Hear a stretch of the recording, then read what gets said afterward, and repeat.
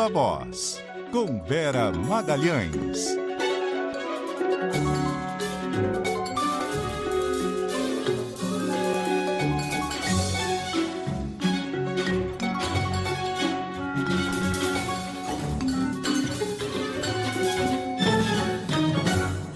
E aí, Vera?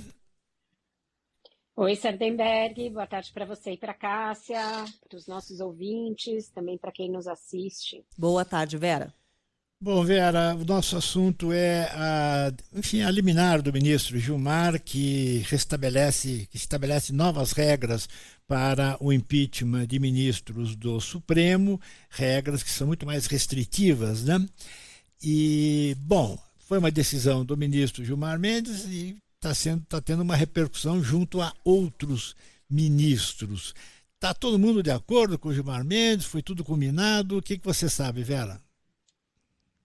Não está todo mundo de acordo e também não foi combinado, principalmente não foi combinado, Sardenberg, ele concedeu uma liminar para fazer essas alterações. Por quê? Eles vinham conversando sobre o grande número de pedidos de impeachment que existe atualmente em tramitação no Senado contra ministros do Supremo, como isso representa uma tentativa de intimidação no entendimento deles à corte, uma tentativa de revanche em relação a decisões que a corte teve de tomar nos últimos anos, etc. Então, a necessidade de que se fizesse alguma coisa em relação a isso já vinha sendo discutida.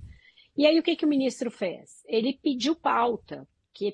O que é pedir pauta, né, para o nosso ouvinte entender? Ele relatava duas ações que tratavam desse assunto, ele falou que estava prestes a decidir e pediu para isso ser incluído na pauta, porque ele levaria um voto a esse respeito. Então, o ministro Fachin marcou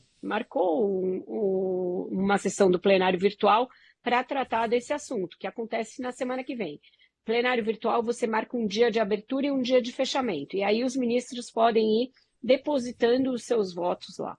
O que surpreendeu foi o ministro, depois de pedir pauta, dar uma liminar, ou seja, ele se antecipou à discussão do plenário virtual, concedeu uma liminar estabelecendo essas regras que todos acharam até restritivas demais para o que eles mesmos vinham discutindo.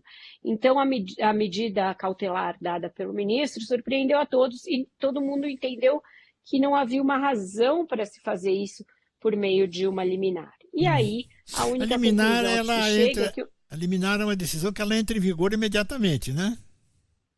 Exato. Como não tem nenhum processo para ser instaurado agora de impeachment, como também não tem eleições agora, ninguém entendeu por que fazer isso por meio de liminar se não existe uma ameaça iminente aos ministros que justifique o ministro ter tomado essa decisão. E aí a conclusão que fica é que ele fez isso para justamente forçar uma maioria em torno do seu entendimento, porque aí fica um constrangimento de quem é seu aliado dentro do Supremo de revogar a sua liminar e de ir contra o entendimento que o próprio ministro exarou. Então, para tornar mais fácil a construção de uma maioria em torno da sua ideia, ele fez isso de conceder antecipadamente uma liminar, e aí isso desagradou fortemente o próprio Senado, a Câmara e tudo mais. Então, o que deve acontecer? O ministro Fachin gostaria de construir o que eles estão chamando de uma modulação da decisão do ministro Gilmar Mendes, ou seja, vamos sim estabelecer um novo rito, o rito atual é muito antigo, ele data de 1950, é preciso, de alguma maneira, proteger o judiciário de revanchismos políticos, mas vamos fazer isso sem tornar a coisa tão blindada como a liminar do ministro Gilmar fez. Mas ninguém está entendendo como vai chegar para o Gilmar e falar, olha, quem sabe a gente pudesse modular um pouco essa sua decisão. Ele não parece aberto a discutir a própria decisão, até porque ele levou muita crítica, uma saraivada de críticas, e agora adotou uma postura reativa. Quando ele negou ontem uma petição da AGU para rever a liminar, ele foi com os 4 pés no peito do ministro Jorge Messias. Então está todo mundo pisando em ovos de como falar com o ministro Gilmar, de que talvez fosse o caso de se estabelecer alguma modulação dessa decisão dele. Então, ninguém sabe como vai acabar. Ele tende a ter maioria por essas afinidades construídas. Então, é óbvio que o ministro Alexandre de Moraes, que é o que tem um recorde de pedidos de impeachment contra si, vai ser favorável à decisão do ministro. Da mesma maneira, o ministro Flávio Dino já se manifestou assim. O ministro Toffoli sempre fecha com o ministro Gilmar, independentemente de qual é o assunto. Então, só aí já são 4 votos. E aí fica aquela saia justa. Como vão se comportar o Cristiano Zanin, que tende a ser aliado desse grupo, ministra Carmen e o ministro Fachin, que é o presidente? Esses seriam favoráveis a modular a decisão, mas talvez acabem concordando integralmente com o ministro Gilmar pela circunstância que se criou. Então, está todo mundo muito constrangido, ninguém falando em on, claro, a respeito, mas existe um constrangimento interno ali com essa situação. E essa votação é semana que vem? Começa no dia 10 e aí fica aberto até o fim de semana, Cássio.